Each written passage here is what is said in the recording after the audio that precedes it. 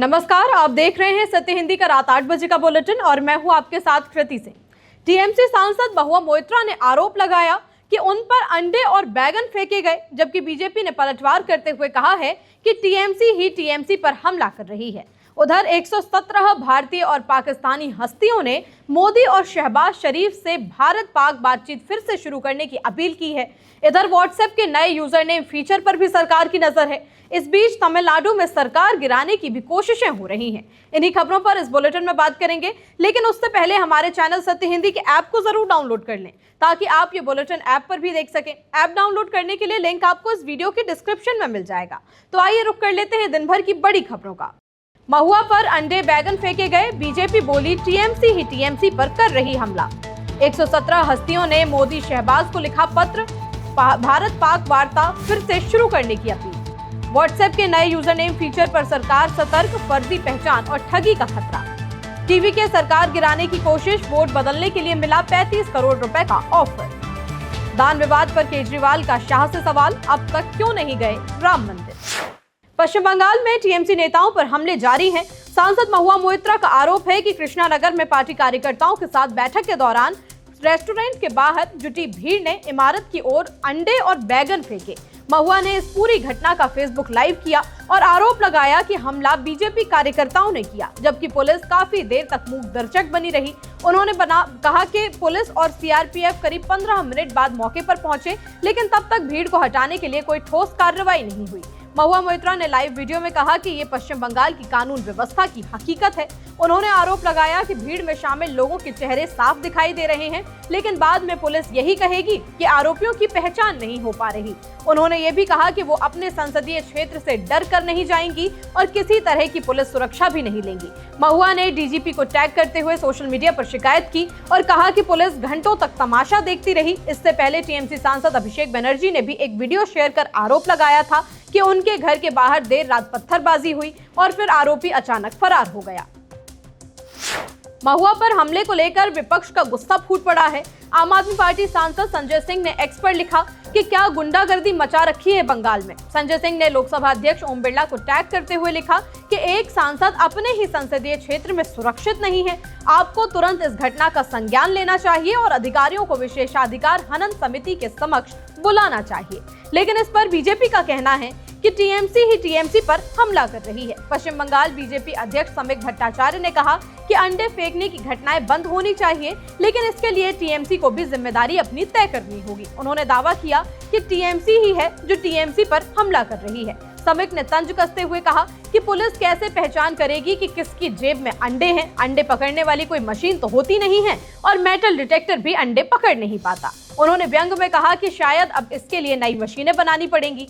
BJP नेता ने कहा कि ऐसी घटनाएं पूरे पश्चिम बंगाल को बदनाम कर रही हैं और पश्चिम बंगाल की छवि खराब कर रही हैं और राज्य में इस तरह की राजनीति अब बंद होनी चाहिए।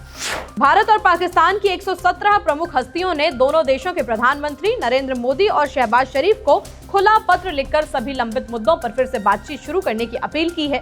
पत्र में जम्मू कश्मीर पर चर्चा दोबारा शुरू करने, दोनों देशों के बीच तनाव कम करने, सैन्य मौजूदगी घटाने और स्थायी शांति की दिशा में कदम उठाने की मांग की गई है। इसके साथ ही दोनों देशों के बीच राजनयिक संबंध बहाल करने, वीजा सेवाएं शुरू करने, व्यापार और बस सेवाएं फिर से शुरू करने तथा लोगों के बीच संपर्क बढ़ाने की भी अपील की गई है। इस पत्र पर जम्मू कश्मीर के कई नेताओं और पूर्व अधिकारियों और सामाजिक कार्यकर्ताओं के भी हस्ताक्षर हैं।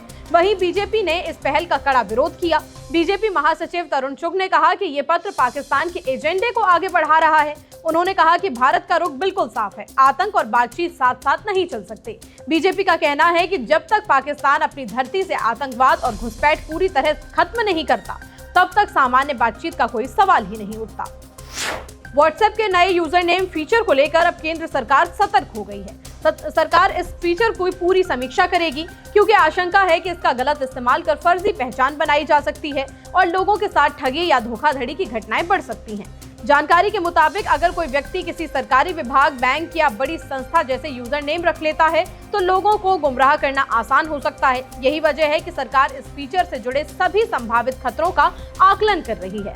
सरकार का साफ कहना है कि राष्ट्रीय सुरक्षा और लोगों की सुरक्षा से किसी भी तरह का समझौता नहीं किया जाएगा। दरअसल व्हाट्सएप ने हाल ही में यूजर नेम फीचर की घोषणा की है। इस फीचर के आने के बाद लोग अपना मोबाइल नंबर बताए बिना सिर्फ और सिर्फ यूजर नेम के जरिए एक दूसरे से बात कर सकेंगे। कंपनी ने फिलहाल यूजर नेम रिजर्व करने की सुविधा शुरू कर दी है और इस साल के अंत तक ये फीचर सभी यूजर्स के लिए जारी कर दिया जाएगा। व्हाट्सएप का कहना है कि इसका मकसद यूजर्स की प्राइवेसी बढ़ाना है, खासकर के ग्रुप चैट और नए लोगों से बातचीत के दौरान। हालांकि सरकार अब इस नए फीचर के सुरक्षा पहलुओं पर बारीकी से नजर रख रही है। तमिलनाडु में टीवीके के विधायक एन इलैया राजा ने दावा किया कि उन्हें विधानसभा में स्पीकर के खिलाफ प्रस्ताव पर वोट बदलने के लिए 35 करोड़ रुपए की रिश्वत का ऑफर दिया गया। विधायक की शिकायत के बाद चेन्नई पुलिस ने कार्रवाई करते हुए 3 लोगों को गिरफ्तार कर लिया है। विधायक का आरोप है कि पहले एक व्यक्ति ने खुद को एक राजनीतिक सर्वे कंपनी का प्रतिनिधि बताकर उनसे संपर्क किया। इसके बाद दोबारा फोन कर कहा गया कि विधानसभा में स्पीकर के खिलाफ अविश्वास प्रस्ताव आने वाला है और अगर वो वोटिंग के दौरान तय तरीके से काम करेंगे तो उन्हें 35 करोड़ रुपए दिए जाएंगे। विधायक ने दावा किया कि उन्होंने ये प्रस्ताव ठुकरा दिया। इसके बाद उन्हें और उनके परिवार को गंभीर परिणाम भुगतने की धमकी दी गई। विधायक की शिकायत के आधार पर ट्रिप्लिकेन पुलिस ने मामला दर्ज कर 3 आरोपियों को गिरफ्तार किया है। पुलिस का कहना है कि जांच के दौरान कुछ और लोगों के नाम भी सामने आए हैं और पूरे मामले की गहराई से जांच की जा रही है। तमिलनाडु सरकार ने मद्रास हाईकोर्ट के उस आदेश के खिलाफ सुप्रीम कोर्ट का दरवाजा खटखटाया जिसमें बकरीद के दिन या किसी भी दिन राज्य में गाय और बछड़े के वध पर रोक लगाने का निर्देश दिया गया था। सरकार का कहना है कि ये आदेश कानून के दायरे से बाहर जाकर दिया गया है और ये राज्य में लागू नियमों के विपरीत है। सरकार ने अपनी याचिका में कहा कि हाईकोर्ट के सामने मामला सिर्फ इतना था कि बकरीद के दौरान सार्वजनिक जगहों पर पशु वध ना हो और इसे केवल तय किए गए स्लॉटर हाउस में ही किया जाए, लेकिन कोर्ट ने इसे आगे बढ़ाकर पूरे राज्य में गाय वध पर पूरी तरह बैन लगा दिया। तमिलनाडु सरकार का तर्क है कि राज्य में पहले से ही पशु वध को लेकर नियम और कानून मौजूद हैं जिसमें नियंत्रण की व्यवस्था की गई है, लेकिन पूरी तरह प्रतिबंध का कोई भी प्रावधान नहीं है। सरकार ने कहा कि प्रशासन ने पहले ही सुरक्षा और निगरानी के पुख्ता इंतजाम कर लिए थे। अब राज्य सरकार ने सुप्रीम कोर्ट से मांग की है कि हाईकोर्ट के आदेश पर रोक लगाई जाए और इस फैसले को रद्द कर दिया जाए। बुलेटिन में अभी आगे और भी खबरें हैं। दान विवाद पर केजरीवाल ने शाह से पूछे 5 सवाल। राम मंदिर चढ़ावा मामले में 70 लोगों को पूछताछ का नोटिस। आरजेडी ने की मांग नीतीश को मिले केंद्र में जगह। केरल विधानसभा ने एफसीआरए के खिलाफ प्रस्ताव किया पारित। राम मंदिर दान विवाद के बीच आम आदमी पार्टी के राष्ट्रीय संयोजक अरविंद केजरीवाल ने सवाल उठाया कि आज तक एक बार भी केंद्रीय गृह मंत्री अमित शाह राम मंदिर क्यों नहीं गए। केजरीवाल ने कहा कि मंदिर की प्राण प्रतिष्ठा हुए 2.5 साल हो चुके हैं। इन 2.5 सालों में एक बार भी वे भगवान राम के दर्शन करने पहुंचे नहीं। इन 2.5 सालों में उन्होंने 42 से ज्यादा बार अपने भाषणों और इंटरव्यू में भगवान राम और मंदिर का जिक्र तो किया, जिसमें कई बार राम और मंदिर के नाम पर वोट भी मांगे गए, लेकिन दर्शन करने नहीं गए। इनके लिए राम केवल सत्ता हासिल करने और पैसे कमाने का जरिया है। इनकी राम में कोई आस्था नहीं है। केजरीवाल ने शाह से 5 सवाल किए कि आप अभी तक राम मंदिर क्यों नहीं गए? क्या भगवान राम के दर्शन करने का आपका मन नहीं करता? क्या राम मंदिर जाने का आपका मन नहीं करता? क्या आपको भगवान राम का आशीर्वाद नहीं चाहिए? और क्या आप राम को भगवान मानते हो? राम मंदिर में चढ़ावे से जुड़े कथित चोरी और गबन मामले की जांच अब और ज्यादा तेज हो गई है। पुलिस और एसआईटी ने करीब 70 लोगों को नोटिस भेजकर पूछताछ के लिए बुलाया है। इनमें ट्रस्ट के कर्मचारी, चढ़ावे का प्रबंधन करने वाले लोग, सुरक्षा कर्मी और एसबीआई से जुड़े अधिकारी शामिल हैं।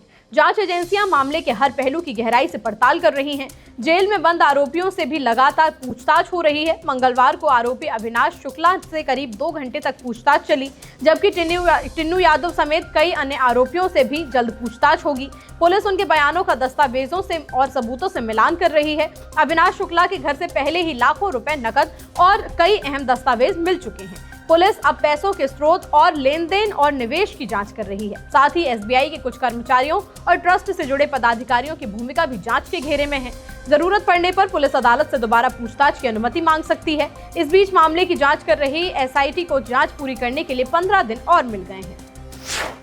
मोदी कैबिनेट में फेरबदल की चर्चाओं के बीच बिहार के पूर्व सीएम नीतीश कुमार को केंद्र में जगह दिए जाने की मांग की जा रही है और ये मांग जेडीयू ने नहीं बल्कि विपक्षी दल आरजेडी ने की है। पार्टी के वरिष्ठ नेता मुकेश रोशन ने कहा कि अगर नीतीश कुमार को केंद्र में बड़ी जिम्मेदारी मिलती है तो ये बिहार के लिए गौरव की बात होगी। उन्होंने यहाँ तक कहा कि उन्हें रेलवे या कृषि जैसे अहम मंत्रालय दिए जाने चाहिए और उप प्रधानमंत्री भी बनाया जा सकता है। साथ ही उन्होंने कहा कि नीतीश कुमार को उनके राजनीतिक अनुभव के हिसाब से उचित सम्मान मिलना ही चाहिए। केरल विधानसभा में बुधवार को विदेशी चंदा कानून यानी कि FCRA में किए गए संशोधनों के खिलाफ एक बड़ा प्रस्ताव पास किया गया है। इस प्रस्ताव में केंद्र सरकार से अपील की गई है कि इन बदलावों को वापस लिया जाए, क्योंकि इससे देश में काम कर रहे सामाजिक और गैर सरकारी संगठनों पर गंभीर असर पड़ सकता है। मुख्यमंत्री VD सतीशन द्वारा पेश किए गए इस प्रस्ताव में कहा गया कि नए नियम और संशोधन संविधान और संघीय ढांचे के सिद्धांतों के खिलाफ है। सरकार का कहना है कि इन बदलावों से स्वास्थ्य, शिक्षा, आपदा राहत और सामाजिक कार्यों में लगे NGOs के कामकाज पर रोक लग सकती है। प्रस्ताव में यह भी कहा गया कि नए नियमों से संगठनों के संचालन क्षेत्र सीमित हो जाएंगे और एक राज्य में रजिस्टर्ड संस्था को दूसरे राज्य में काम करने के लिए दोबारा अनुमति मांगनी पड़ेगी। इसके अलावा कड़ी सजा और फंडिंग पर सख्त काबू से NGOs की स्वतंत्रता पर असर पड़ेगा। फिलहाल बुलेटिन में इतना ही। देश दुनिया की बड़ी खबरों के लिए आप बने रहिए सत्य हिंदी के साथ। नमस्कार।